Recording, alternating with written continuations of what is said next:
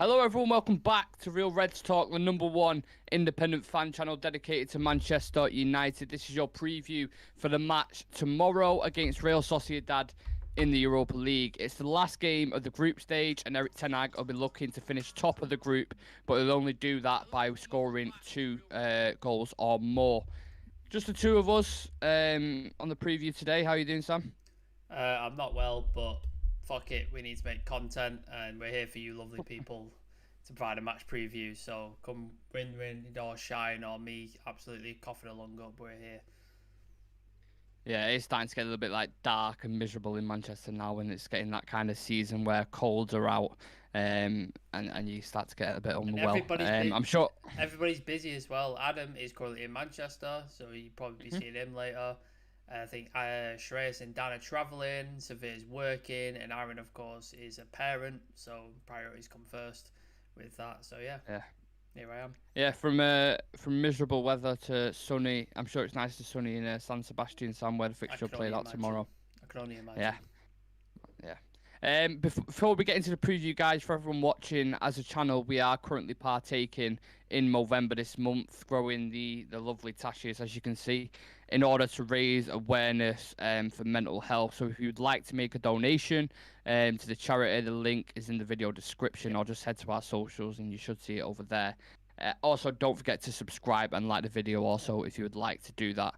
We're going to Just start off with... Go just on, before Sam. you do, we've only been live for a day, and we've already raised £40. So Yeah. it's already going well. So if you guys can help us get to, I've set a target for like 200 quid, but to be honest with you, I want to smash the fuck out of that and raise an Absolutely. absolute shit ton. We're raising it for Mind, which is a mental health charity based in the UK. I know everybody's all over around the world and stuff like that, but Mind is a really good charity, especially for mental health, which is a sort of real stigma for men's health. A lot of men don't talk about it. A lot of men suffer it. We've got the highest suicide rate in our age group. So most of it, like if you look at our demographics, people from 18 to about 40 watch this channel, men, and that's the highest rate for suicide than any demographic in the world. So you can make a difference if you donate money to the cause. So help us out. 100%. 100%. We are going to start the preview off as always. I'd say as always, it's slightly different. We're going to do a little bit of true or false. I'm going to read out some facts or non-facts in regards to both teams, and you just have to tell me if you think they're true or false, Sam. Sound pretty easy? Okay. The first one. We have beat Real Sociedad 4-0 at their ground. True or false? True. I remember that game. Absolutely true. Ding, ding, ding. Their current top scorer, Sorloth, has more goals in La Liga than our top scorer, Rashford, does in the Prem. True or false? Rashford's got 5, I think. Or 5 or 6. I'll go with true because it's not out of the realms of possibility for him to. I know their record is pretty much the same as ours in terms of wins, losses, and draws, but I'm not sure about goals scored. I'll go with true. False. How So many's he Sorloth got? has 2 goals. Oh fucking hell! Rashford has 4. Yeah. So Oh, they're not like us really though. Again, yeah, like they're not really a scoring scoring side. team. No. Yeah. And then the last one, you kind of touched on it a little bit then. But Real Sociedad have more points in their league than we do in ours. True or false? Is it a trick question? Have they got the same amount of points? No, it's not a trick I question. know they've got the same record, so I'll go with Close. It's close. yeah. I'll go with false. Yeah. Correct. Real Sociedad have 22 points, so they've won 7, drew 1, and lost 4. United have 23 points, won 7, drew 2, lost 3. So if they would have drew against Betis at the weekend, Real Oh, Betis. that's what I got wrong. I think I heard that stat before the Betis game. I think that's Yeah, what I yeah, heard yeah, the yeah. stat. So Yeah. if they would have drew that, then we would have had the exact same record, which is mental. Very interesting. Both teams having similar seasons there. But if we turn our focus to tomorrow night's game, Sam, both teams looking to top the group. Of course, United, as we know, had a shaky start to the Europa League campaign with a controversial 1-0 loss to Reale. But since that game, we've gone on to win the rest of the fixtures. Sociedad, on the flip side, have won all 5 of their games, only conceded 1 goal, which was against Ammonia, and have looked relatively solid themselves in Europe. Out of the 5 times we've played each other, Sociedad have only ever beat us once. But history tells us in 4 out of 5 of them games, they've been 0-0s or 1-0s. I was going to say we haven't done well on the flip side, have we, in those games? Yeah. So. So we'll need to change that tomorrow night in order to achieve our goal, at least anyway. They will look to frustrate us. You know they're going to be organised, compact, and they're going to take the moments when the chances arrive. I think it goes without saying, Sam, we're going to need to fire in on all cylinders tomorrow if we want to finish top of the group and avoid the inconveniences of second place, such as the extra 2 games and playing dropouts from the Champions League.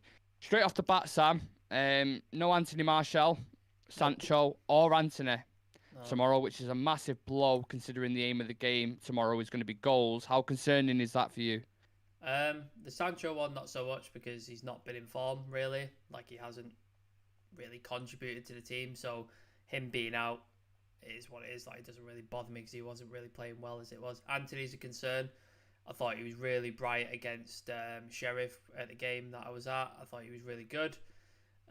Obviously he came off with a knock, and then Ten Hag was really cagey about it when people asked about the injury and stuff. They were asking and he wasn't telling, and then somebody asked him what part of the body is it, and he just went leg. That's it. That's all he said. So I don't know what this injury is, how bad it is, if it's going to keep him out for weeks or just this game. Apparently him and Martial are doing individual training at Carrington while they're in Spain, so I imagine it's not going to be that bad if they're both training. I imagine if it was that bad, they wouldn't be training whatsoever. So hopefully it's a quick turnaround. Hopefully they're available for, is it Villa on Sunday? Yeah. So hopefully they're available for Villa. That'd be good. On the positive side, it could mean another start for Garnacho. I thought he did really well against Sheriff. I thought he was a threat at all times, doing the stuff that Jadon Sancho should be doing in terms of attacking the defenders, making runs, dribbles, all that sort of stuff, making himself a nuisance. So it could be another opportunity for him, which would be fantastic. As you know, I'm a big fan of his, so that would be great. But yeah, the worrying lack of clinical finishing in our team at the minute is the big factor, and we need to score goals in this game. We need to score a minimum of 2, I think a goal difference of 2, don't we, in order to progress through as top of the group. So that is a worry. So we're basically relying on Marcus Rashford, who his finishing has got better, but it's not been fantastic this season. And then Ronaldo, who's not firing whatsoever this season, who's got, what has he got, 2 goals this season? I think so. So he's not firing. So it's a worry. It's a worry. I've got a real bad fear that it's going to be Elanga, Rashford, and Ronaldo starting this game, which doesn't fill me with confidence. But we'll get into predicted 11s in a bit. Yeah. Well, you mentioned someone like Cristiano Ronaldo there. He's someone who's obviously got a massive reputation in Spain. I know he hasn't been the same this season, but is the potential for him to have a massive night tomorrow? He obviously knows the opposition really well, scored many of goals against him. Where's your head at with that? Real Sociedad are arguably the best team in our group. Beside us, they're arguably the best team that will play. And if he's not firing against Ammonia and Sheriff, I don't have hold up high hopes against Real Sociedad. That's a fair point. Because they are way more organised, way more defensively sound, have way more better players. I know a lot of them, like for example, David Silva, he's not at his peak anymore, but he still has that magic. He's still able to create and make a pass. He's still very, very good. So this is arguably the best team we're going to face in the group, and it's all on the line. Like, we have to win and score 2 goals in order to top the group. So if he was going to show up today, I would question why is he not showing up till now? Like, why is it taking him this game? That would worry me as well. But at this point, I kind of accept that Ronaldo is either going to leave in January or the summer, and I hope Anthony Martial gets fit and stays fit soon, so we don't have to sort of constantly have this conversation of, is Ronaldo going to make it back for this game? Is he going to perform this game? Because we shouldn't be relying on him in the first place, because it's sad. That lack of squad depth is very sad. No, but it's true. You're absolutely right on that. Just before we get into a few more questions, we are aware that the press conference has just been on with Eric Ten Hag and Casemiro. We're going to touch on a few quotes from that, but there's a few things I want to ask about the game. A couple more things I want to ask about the game before we get into them. On focusing on the opposition, Sam, Sociedad defend very well, don't score many goals. How do you approach this tomorrow if you're Erik ten Hag in that dressing room? Do you go, let's say, I'm not sure if you watched the Spurs-Marseille game yesterday, but Marseille were all over Spurs in the first half. They just pressed the life out of them, tried to force errors, but then you face a bit of a risk factor there in burnout towards the end of the game. Or do you kind of go about it with patience, trust the process, create the chances, etc.? Like, how do you approach it tomorrow night? I think what we've been severely lacking in recent games is using our width. I think we're very narrow, despite the fact that we've got very good wide players. Yeah. Especially in our fullbacks like Dalot and Shaw. They're very good ball progressors. They're very good out wide. They like to overlap and stuff like that. And we're just not taking advantage of it. Like, I was watching the Sheriff game and I was at the other goal from the Stretford end. I was at the opposite end, that goal, and I was watching Dalot and he just wasn't getting passed to. He was shouting, screaming, people ignoring him, weren't passing to him on the overlap. Anthony was getting the ball and cutting inside. Garnacho was getting the ball and cutting inside and dribbling past people. Garnacho was getting ignored. And then the first time we knock a cross in, we had that goal from it, didn't we? With Marcus Rashford with the header. Same thing happened against West Ham. Struggled to break them down, struggled to create massive opportunities. As soon as we get a cross in, Marcus Rashford gets his head on it, scores. So I think that's an under-neglected part of our game. And I think that's something we could take advantage of. Because if they're going to sit back and defend and just maybe try and catch us on the counter, it's going to be a real struggle for us to try and break them down through the middle and pass our way through that. It's just going to be frustrating. And then you're going to start taking chances and then you end up getting countered on. So I think use the width, get the balls into the box. Ronaldo, stop, just say to him, stop dropping deep, stop trying to come and look for the ball, because that's what he keeps doing. He keeps dropping deep, trying to get on the ball, which is just not helping, because then he hasn't got the pace to get forward and then get on the end of it with something he's set up. Keep him in and around the box. Rashford's developing his heading game now. Shaw is very good at crossing the ball. Dallow's a decent cross of the ball. Balls into the box, get someone like that head in. You can get a goal very easily, very early, quick, and then that sets you up confidently for the rest of the game. I think if we try and play through I don't know if they're going to play in a low block, but I imagine they're going to be quite defensive. If we try and play through that, it's just going to be a frustrating night. And you saw some of our passing against West Ham in that second half was piss poor. Yeah. It was so bad. Yeah. And you were then at risk of that and then end up just gifting them possession. And then they're happy to take the draw because they go through top of the group. I don't think they give a toss whether they win this game or not. So, yeah, that's what I would do. Whether Ten Hag does that or not, well, it remains to be seen, because I think that's the one part of the game that he's neglecting at the minute is the use of the overlapping fullbacks and going wide more often. Keep the defence guessing. I think if you look at the other side of town, Man City, when they play these kind of teams, these kind of defensively disciplined teams, they always look for that width, overloads, switch of play, get the 3v2s in certain situations so you can manage to get across into the box. I think that's how they should approach it, and I agree with you where that would be key to unlocking them tomorrow, especially if you've got Ronaldo in the box. I know, like you said, he does drop a lot.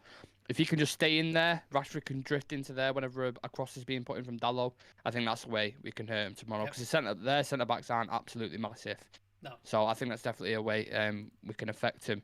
Focusing a little bit more on individual players, we've been praising quite a lot of, especially the new signings like Casemiro, Sandro, Eriksen.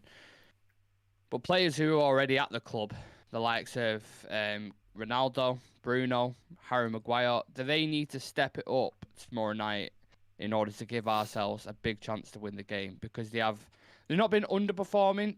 Well, I think they have, to be fair. I think Maguire's certainly been underperforming. I think Bruno still has levels to go. He's obviously got he doesn't play against Villa on Sunday, does he? No. So he's out for that.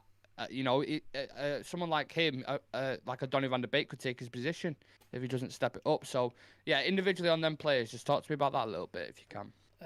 Maguire, I don't think he's good enough for Man United, especially the system we're playing. I think Harry Maguire is one of the best defenders when your back's up against the wall, making blocks, getting his head on it, getting rid of the ball, just...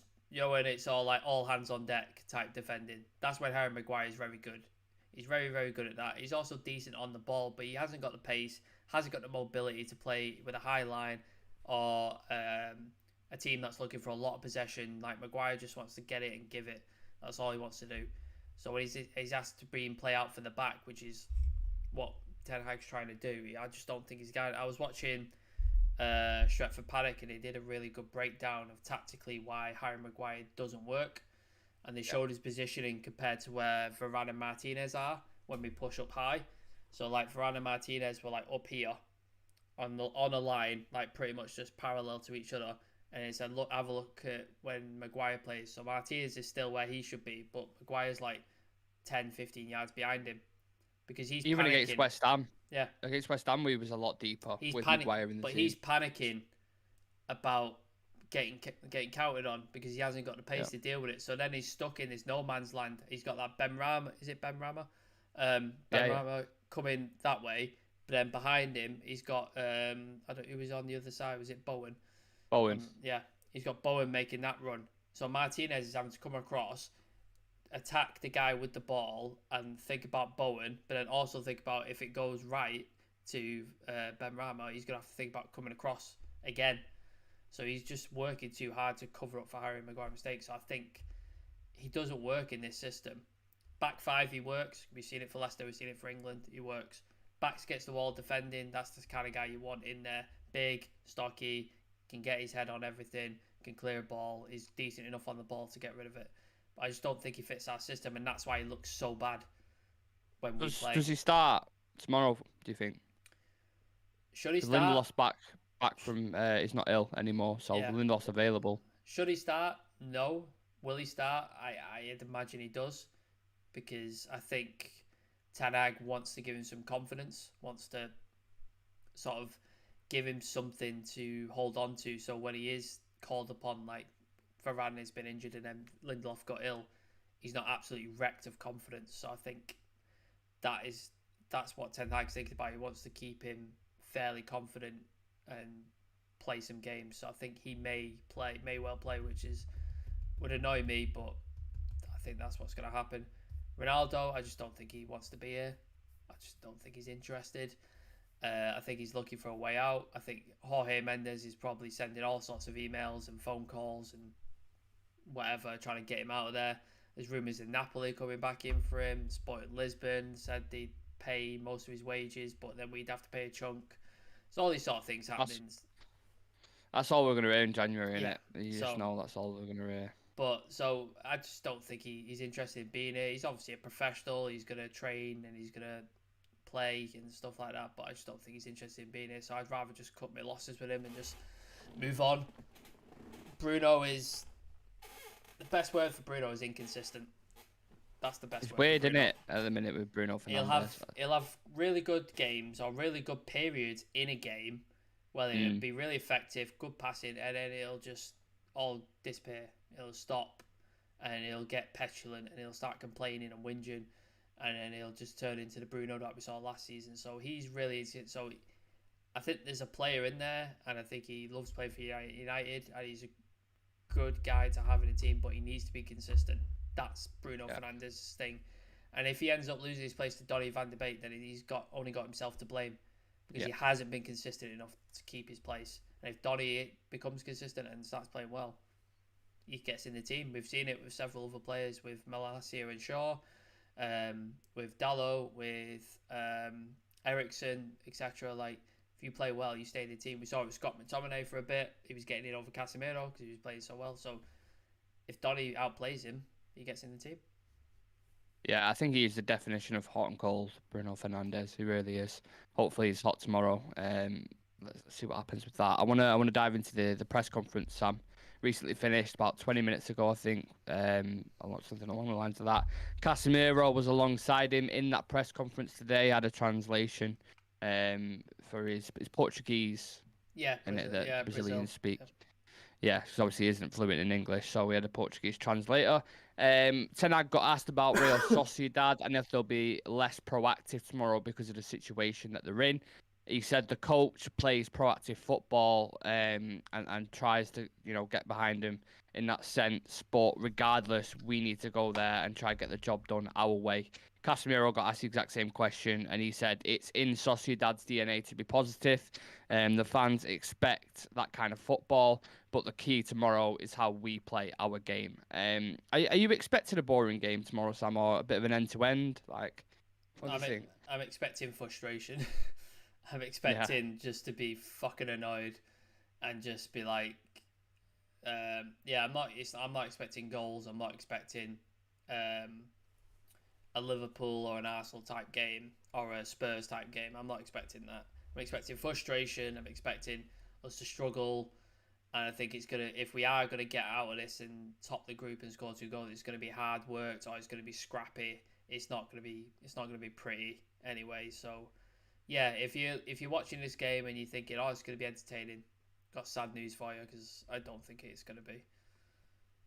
I think an early goal could potentially change that. If we Yeah, get an early goal and then we only need one more, then it's really they're on the ropes. But I think regardless, both teams are qualified anyway, aren't they? yeah, I think we're both So pretty much through. But then if you finish second, you have to do the 2-game playoffs against like a yeah, Barca or an Ajax, etc. And as fun as an away trip would be, you want the easiest path to the final as a team. So the easiest path is beating Real Sociedad. But yeah, an early goal would be great. But we've not exactly had a reputation for it in the last few games, scoring early, have yeah. we? So And both teams not high scoring teams as well currently this no. season. So you might just be right on that prediction. Eric Ten Hag got asked about David De Gea as well, his all around game. Can he improve on that? And is he happy with him currently? And he said, focus for me is always clean sheet for David to protect his goal. Nowadays, football, you need your feet. In the past, it was a different style, but I've watched in terms of like if I was Eric Ten Hag, I've watched video footage of David, and I've seen him in training, and he is capable of playing that way. And he's starting to adapt slightly. But the question I kind of posed to myself as soon as I saw that, Sam, was, well, why are we heavily scouting Diego Costa then?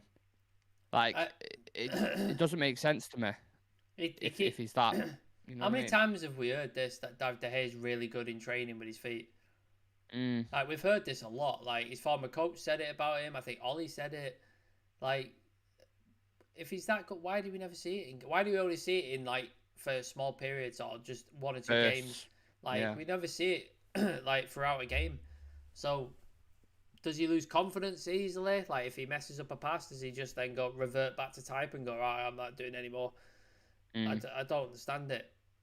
He Um, stays glued to his line for me yeah, as well. Too yeah. much, far too much. He did do it against West Ham. He did come off his line and clear the ball, which was impressive. But he doesn't do it enough at all. I believe Laurie Whitwell had an article. I think I posted it on the social. They've mentioned that David De Gea is willing to take a pay cut in terms of a new deal, but United are scouting like Diogo Costa and who was the other guy they were scouting as well.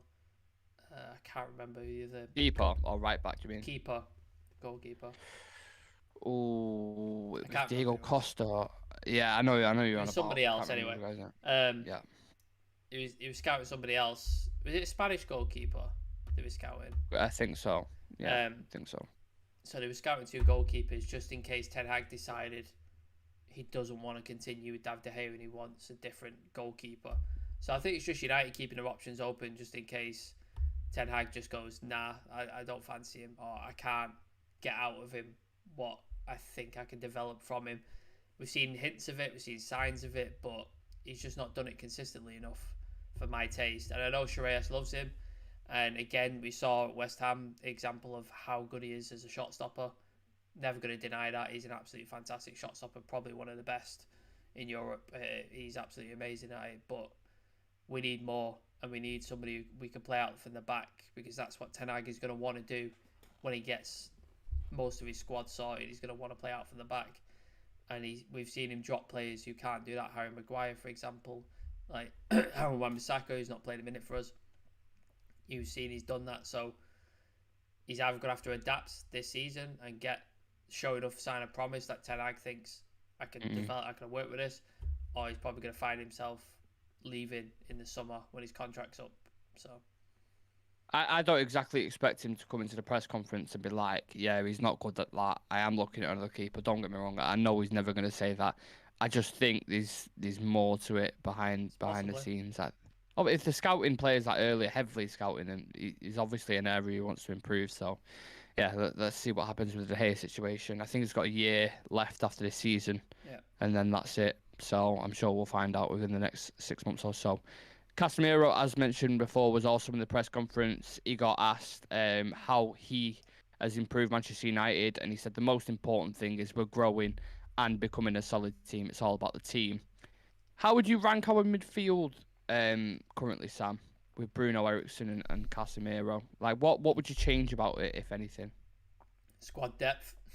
Have some Yeah, options that if Ericsson tires, like we've seen, when Bruno is not, like you said, firing hot, we can change it up. Have some options. Like I know you love Frankie De Jong. Imagine if Ericsson's tiring and we could chuck on a Frankie De Jong, or vice versa. If Frankie De Jong's tiring, we could chuck on an Ericsson. Change it's just like it changes the game and you don't lose any quality. Same with Casemiro. Say Casemiro was injured. Imagine if you had like I'm trying to think of like a good defensive midfielder that we've been linked with, like an Ibrahim Sangare. Imagine you had him on the bench. Casemiro's yeah. tiring, 70 minutes, you're up 2-0. Bring on Sangare. Europa League, play Sangare instead of Casemiro. Like, squad depth, that's what we're missing in this squad. I think our first 11 is very, very good. Minus Anthony Martial when he's fit. Um, so I think if we could develop some squad depth, get some players in the door, offload people like Phil Jones and Axel Twanzebe, etc., and get some quality players in, I think that would be the secret because then we can rotate, we can change stuff up without sacrificing sort of It's what City do, innit? attacking quality. Like, Because like you saw the substitutions against West Ham, we took yeah, off our attacking players and brought Fred and McTominay on, and just we were like we're just gonna have to because he had no other options. He doesn't have options to. The only options he has to change the game are young players, and he yeah. seems very hesitant to chuck them in at the deep end. He seems to be really sort of bedding them in slowly, very slowly, and he's done it with first team players like Casemiro as well. He seems to be bedding people in really slowly, so he's not willing to chuck on a young player to change the game. If he thinks he can see out a game by putting on defensive experienced players, he's going to do that. But imagine if we had the squad depth to not have to do that, changes the game for me. So I mean, when Pep looks at his bench, he's got Calvin Phillips to bring on for Rodri, or he's got Mahrez to bring on for Foden. Like he's got world class for world class in a sense, or at least close to world class. So we certainly need the options in that area. Casemiro also got asked about how he's finding the transition from La Liga to the Premier League in terms of pace and things like that. And he said in La Liga they try play tiki taka. It's much more possession based game. They have certain strengths, but they are two completely different competitions. There was clearly an adapting phase, Sam. There was a few concerns when Casemiro first came in, misplaced passes, taking a little bit too long on the ball. It seems like he's starting to bed in now, become a key player. Given the time it's taken, are you happy how quick he's adapted, or surprised? Maybe is more the question. I think we had this discussion a couple of weeks ago, didn't we? And everybody was saying, "Oh, are you worried about his passing and all that sort of stuff?" And I think I said his quality will shine through eventually. He'll show how good he is eventually, and he has. Yeah. He's there's a reason he's won the amount of trophies he has. There's a reason why he costs that amount of money. There's a reason why he's been voted one of the best midfielders, defensive midfielders for years. He is that good. He's that good. People say, "Oh, Real Madrid don't let players go without a reason," but I think genuinely, I think Casemiro was at the point where he was like, "I've won everything. I've done everything with this team," and he just wanted a new challenge. He wanted to do something And else. I actually said that in the press conference today. I'm not sure if you saw it. He said he spoke to Casemiro before the move, and Casemiro said, "I need a new challenge. I need Yeah, something that's going to be difficult for me, and I'm going to have to adapt to it." And Ten Hag was like, "Right, yeah, absolutely, yeah. you can come because He's you always have to check that, don't you? You have to check the background, but they're not moving well, for a bit of that." that's what United haven't done in the past. We've just bought Yeah, the biggest name and for the most money, and then wondered why it's not fucking worked because you've not done your due diligence on whether they actually want to be here, whether they want to play for the club, and are they going to be there through the harder times when it is going to get tough. But I believe he's a football nerd. I believe Casemiro is he's a proper nerd about it. All he does is watch football. He looks up his own statistics after games, like how many pass completions, all that sort of stuff. So he's just it's all encompassing to him, which is nice to hear. Like it's good that he's just constantly looking at how to improve, how to be better, how can he make more passes, how can he make more tackles, etc. And it's showing through because, like you said, was it him, Lissandro, Dallo, and Rashford were the Player of the Month nominees. Player of the Month. So says it all, doesn't it? Really. Yeah. I'm expecting another good performance as well from him tomorrow night against former Spanish opposition. You would like to think he knows them very well. He's played them that many times. Yeah. Let's do some quick fire questions. Sam, will we score more than 2 goals tomorrow night?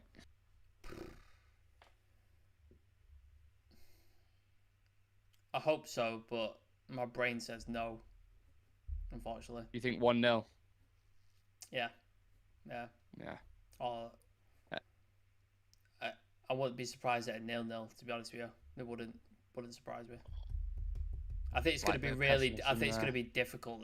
I think it's going to be really stodgy and really hard. Like it's just not going to be a fun game or exciting or just it's going to be. Do you know when we used to go to Stoke? You remember those sort of games? It's just a fucking nightmare. Just absolute fucking nightmare because it was just they kicked the shit out of you and it was just horrible. Compact and organised, aren't they? It's just any team with half a brain. If you can see, Ammonia nearly did it for 94 minutes against. It won't be as bad as Atletico, but it's going to be near that sort of level, I imagine. I'm not concerned about chance creation because I think it's there. It's the finishing. Yeah. I think that's when it gets frustrating. That's when the frustration element comes to it. If we're just missing chances and chances and chances, and the more it happens, the more it builds up, the more the players feel the pressure, and it becomes a theme then for the rest of the game. You remember the Ammonia game where we hit the bar, we hit the post, the goalkeeper was having a worldie. It was just unbelievably frustrating. If McTominay had scored that 94th minute winner, we would have gone away from that game very, very frustrated, very angry because that is one of those nights. I've got a feeling it may well go that way. Will we keep a clean sheet tomorrow? Yeah, I think our defense has been good. I think it's been really good. Defense has been solid. I think David De Gea has obviously been on fire. So yeah, I think we'll be good clean sheet wise. And this one is a bit of a tricky one. Will Garnacho start? Ooh, no, he won't start, but I'd love him to. I'd love him to start. I think he'll get on at some point. I think he'll maybe get some. 10, Yeah, minutes. he might get a substitute pitch. You might be right there, but I don't think he starts. I'd love him to, but I don't think he does. Yeah. Will Ronaldo score? No. And then the last one he had was Aaron's in the chat. He's saying 3-0 United. He's so positive every fucking game, Aaron. He's just saying. I love it. I don't know how he does it. That's what we need. Will we dominate like the Spurs game? So that 90 minutes, will it be a similar kind of phase, do you think? Or do you think Sociedad will have a bit more bite about him? I don't think we'll dominate like Spurs, but I think it's going to be very much like the Ammonia game. We're going to have chance, and it's just going to be really frustrating. And hopefully we find a way to put away to at least 2 of them. But I don't see a Spurs type performance, unfortunately. Okay. Let's do predicted 11s then, and then we'll do score predictions. I know you kind of want to give yours. You've kind of already give yours, so I'll give mine as well. And people in the chat as well, give us your predicted 11s and score predictions, please. I'm going to go with De Gea, Dallo, Maguire. I think we'll play tomorrow with Lissandro and Shaw. I think the midfield kind of writes itself. Casso, Eriksen, Bruno. And then I do think I'll go with Elanga. Ronaldo and Rashford up top, which I'm not a fan. I don't like Elanga, to be honest, on the right hand side. But what other options have we got, to be honest? Do you see it's been a similar team? I'm pretty much the same team. That's pretty much the team. I'd love to see a Garnacho, but I don't know. I don't know if because it's quite a lot on the line. In terms of we have to win, we have to score 2 goals. I think we have a better chance of doing it with Garnacho in the team than Elanga, but I don't know if Ten Hag is willing to put that on him. Aaron's saying he'd love to see Donny get a start tomorrow. I would too, but I don't think he's going to. I'd love to see him Not a start, but chance I because don't think he Bruno's will. out on Sunday. Not a chance. I don't think he'll. He might get a cameo, but I don't think he'll start at all. I honestly don't. Um, there could be a few surprise selections in there, but like again, squad depth isn't. There's not much to choose from really. You're clutching at straws once she gets past like Donny and Lindelof really. So I mean, So you get to the yeah, point like if you want to change things up, you're looking at Zidanic battle, and I think Shola yeah, Shoretiri, aka Shorty's in the squad. So because we've not yeah. got Anthony or Sancho, so the squad depth Well, in is that quite case, worrying. we're gonna win 4-0. Shorty's gonna bag a hat trick. Oh, Dan's gonna lose his shit. Score prediction. I know you've gone with 0-0, 1-0. Did you say I'll something like go that? to be positive. I go 1-0, but then that doesn't help us because we end up second still. But I think genuinely, I think that's what it's going to be. But it wouldn't surprise me to see 0-0. It's really hard to predict this. Yep. Genuinely hard to predict. But the West Ham game 1-0. A lot of the Europa League games have been 1-0, 2-0. I don't know. I think we'll score the 2 goals, but Sociedad will get a goal. That's what I think it'll We go. still go through though. Would we? Yeah, because then go to goals scored Goals away, against. goals scored Yeah. away, and we have scored 2 away, and they'll only have scored 1 at us. So Yeah. I think we could still go through on that. Oh, fuck it. I'd take that then. But yeah, I think 2-1, and I think Sociedad will get a goal. How? Probably another dodgy VAR decision I hope you're like right. last time. I hope you're right. Yeah. Fingers crossed. It's going to be exciting because it's actually a Europa League game that means something. The past couple of group games have been like Sheriff and Amoni, and you're kind of like, yeah. But Sociedad fighting for top spot. It's got a bit of edge, a bit of bitiness to it. So hopefully the game's like that tomorrow, and it's not going to be as boring as we think it is, and flat and frustrating. But Yeah. let's see what happens tomorrow night. We'll be live for the watch along for that. I think the kickoff's is it 4:45? Quad 6, yeah. Yeah, so we'll be live 4:45 for the reaction. I hate early kickoffs, man. So fucking. Yeah. It's annoying. I'm not a fan of him myself, to be honest. I used to hate that when you play like a Stana or somewhere like that, and it's like 5 o'clock. You're just like, ugh. But yeah, regardless, we will be live for it. Thank you to everyone who's been watching now. If you're watching it live or you're watching it later on, as I said, the live watch along will be from 4:45 tomorrow. Reaction to the team lineup and for updates on Manchester United transfer news, general news, clips from the show. Be sure to check us out on social media. All the handles are at the bottom, or just again head to the description in the video link. Thank you for coming on, Sam. It's been a pleasure. Thank you. If you've we said it at the top of the show, but we are raising money for Movember. We're gonna grow really dodgy Jeffrey Dahmer type tashes. Nick's already started. Mine's on the way. If you'd like to donate, raise money for the charity Mind, which is it's not a men's mental health, it's a mental health charity. Based in the UK. I know we've got viewers across the world, but I'm sure you've known somebody who's suffered from mental health issues, or will know someone who's suffered, or you might have suffered mental health issues yourself. So please donate. It's going to a worthy cause. I've set the target at 200 quid, but I'd love to absolutely smash that and get beyond that. So yeah, links in the description, or check out our socials. It's on there. So it'd be good to raise some money for it. So yeah, please consider it. If you obviously, I know a lot of people are struggling at the minute with cost of living, etc. So we understand if you can't donate, that's totally fine. Even if you just share it. Yeah, share it. Share the link. Share the link with your mates. Share the link on your socials. That helps as well. So yeah, we understand if not everybody's got the means to, but if you have got the means to, please do consider. Yeah, and thank you for your continued love and support of the channel. We all appreciate it here, Real Reds Talk. We'll see you for the watch along tomorrow night, guys. Have a nice rest of your day, and yeah, take care. Peace.